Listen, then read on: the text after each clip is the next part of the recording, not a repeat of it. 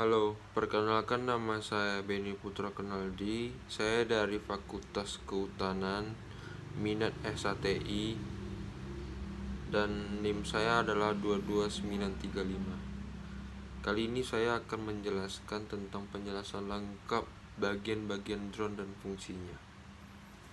Drone Drone adalah istilah yang digunakan untuk menyebut sebuah kendaraan terbang tanpa awak. Pada awalnya, drone hanyalah sebuah fasilitas yang digunakan oleh pihak militer. Namun, kini semua orang bisa menggunakannya untuk berbagai keperluan. Sebagai kendaraan terbang tanpa awak, drone memiliki komponen atau bagian penyusun yang terhubung satu sama lain. Bagian-bagian drone ini memiliki peran dan fungsinya tersendiri, hingga alat ini bisa terbang sesuai fungsi dan yang diinginkan oleh pengguna. Mengenai bagian-bagian drone dan beserta fungsinya, untuk memberikan hasil terbaik, beberapa orang memilih untuk merakit drone sendiri dibandingkan membeli drone yang siap pakai. Maka dari itu, penting sekali untuk mengerti setiap bagian-bagian drone beserta fungsinya masing-masing. Berikut penjelasannya. Yang pertama ada frame. Frame adalah kerangka utama sebuah drone. Umumnya, kerangka drone terdiri dari dua jenis, yaitu kerangka 4 motor dan kerangka 6 motor. Pada jenis kerangka 4 motor, setiap motor saling terpasang menyerupai tanda plus atau tanda tambah atau huruf X. Drone 4 motor biasanya memiliki panjang diagonal 450 atau 330. Namun ada pula yang ukurannya lebih kecil. Yang kedua, motor. Motor menjadi salah satu bagian drone yang sangat penting untuk mendorong rotasi baling-baling. Komponen inilah yang meningkatkan kekuatan agar drone bisa terbang. Jumlah motor pada drone pasti selalu sama dengan jumlah baling-baling. Penggunaan motor harus sangat diperhatikan, baik pada parameter arus dan tegangan, kecepatan, kekuatan, dorongan, dan efisiennya. Yang ketiga itu ada baling-baling.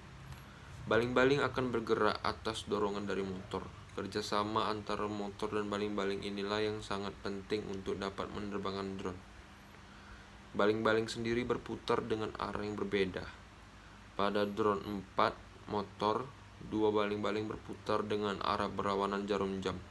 Sementara itu, dua baling-baling lainnya bergerak searah jarum jam. Yang keempat, flight controller. Flight controller biasanya dilibatkan sebagai komputer mini yang berperan sebagai pengendali utama untuk menerbangkan drone.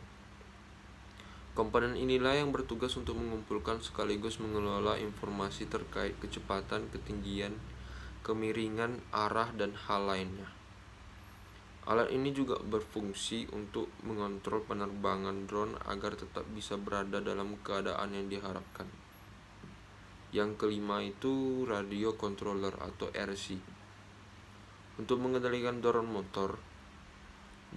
motor, dibutuhkan suatu pengendali jarak jauh menggunakan frekuensi radio. Pengendali inilah yang dinamakan dengan radio controller. Pengendali ini membutuhkan receiver sebagai penerima dan transmitter sebagai pemancar. Receiver dipasang pada drone serta langsung terhubung dengan flight controller. Sementara itu, transmitter berada di tangan pengendali drone. Radio controller membutuhkan 4 kanal utama untuk berkomunikasi dengan drone. Masing-masing channel tersebut digunakan untuk mengendalikan lift, rudder, elevator, dan roll. Yang keenam itu ada electronic speed controller. Komponen ini bertugas untuk mengatur kecepatan motor pada drone. Cara kerjanya itu bermula saat flight controller memberikan sinyal untuk meningkatkan kecepatan. Sinyal ini kemudian diterima oleh ERC, itu electronic speed controller, yang terhubung dengan motor pada badan drone. Jadi, fungsi ERC ini di sini adalah untuk menerjemahkan sinyal yang dikirim oleh flight controller untuk mengurangi atau menambah daya sebuah motor pada drone yang terhubung dengannya. Yang ketujuh ada baterai. Drone tentu tidak lengkap tanpa adanya baterai. Komponen ini berperan sebagai sumber daya bagi drone. Baterai ini memasuk energi melalui kabel distribusi listrik. Jenis baterai yang paling umum digunakan adalah LiPo atau lithium ion polimer yang setiap sel memiliki nominal daya sebesar 3,7 volt. Semakin besar ukuran drone, maka semakin besar pula daya baterai yang dibutuhkan untuk bisa menggerakkan motor-motornya. Setidaknya dibutuhkan sekitar 2-6 sel pada baterai drone, yang artinya membawa daya listrik sebesar 7,4 sampai 22,2 volt. Yang ke-8 itu adalah kamera. Jika penggunaan drone difungsikan untuk mengambil video shooting, maka harus ada kamera yang melekat pada badan drone.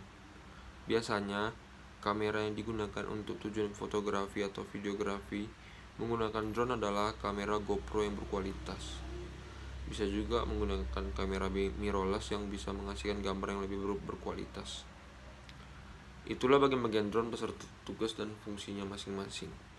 Setiap komponen drone tentunya saling bekerja sama untuk bisa menerbangkan drone sesuai dengan keinginan dan kebutuhan pengendali. Karena setiap komponen memiliki peran penting, maka penting pula untuk merawat seluruh komponen drone tersebut. Sekian dari saya, terima kasih.